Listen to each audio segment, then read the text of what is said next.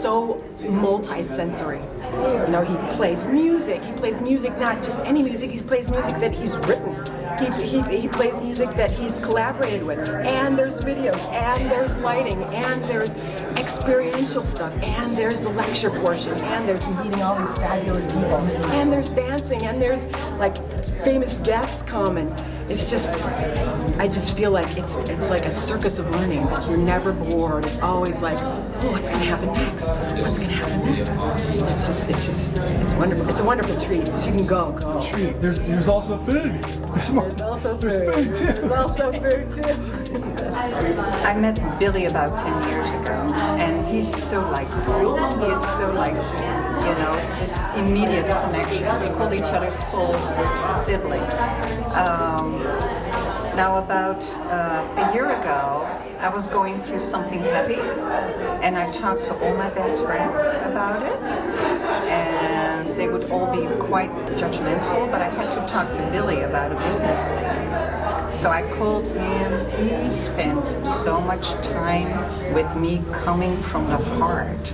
I mean, he wasn't even like a real friend, you know, he was more like an acquaintance, a great guy.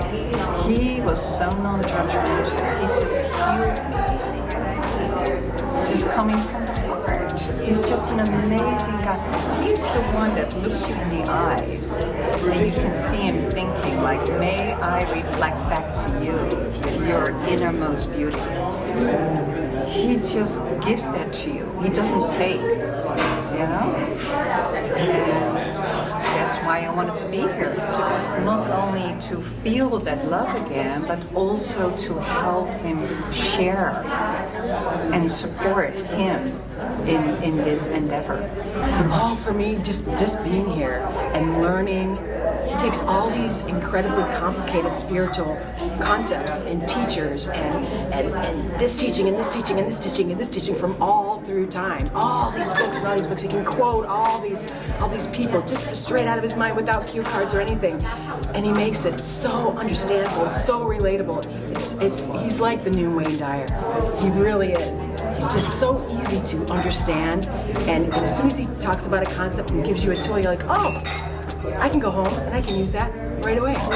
Right away. I don't have to try.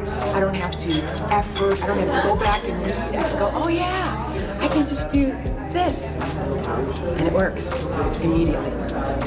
The prayer that's like Ho'oponopono prayer. Yeah, that prayer. That one hit me deep. It's so simple. Yeah. Trying to use that in my life and just make that an everyday practice. I think that's gonna help. Well, I mean, just on the phone last night, like sharing the experience, they're all like, wow, that's insane what he can do and transfer your mind and put a different perspective. So Billy's story for me was my favorite part, I would say, that his inspiration to really get past his body and past the limitations of the mind, the limitations of his body. Even the doctors didn't believe that he was able to walk. He set himself, connected with himself, and believed that enough to be true that he even felt what it was like to go golfing. You know, he felt all of these emotions beyond his body in that moment. He surpassed those limitations. So for me, it was inspirational because it's like we sometimes feel like we're trapped in this bottle, we're trapped in our bodies, but when we go beyond that, we can really step into the infinite possibilities of life. Oh, favorite part was the floating and the meditation, I think, by far. By far. I did experience that before with Billy. We did a one-on-one last year at the onset of COVID, which was the perfect timing.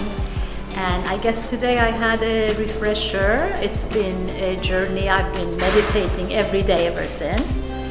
And life takes you up and down. And I thought to myself last week, I need a refresher. I need to get out of my head and sort of get a jump start.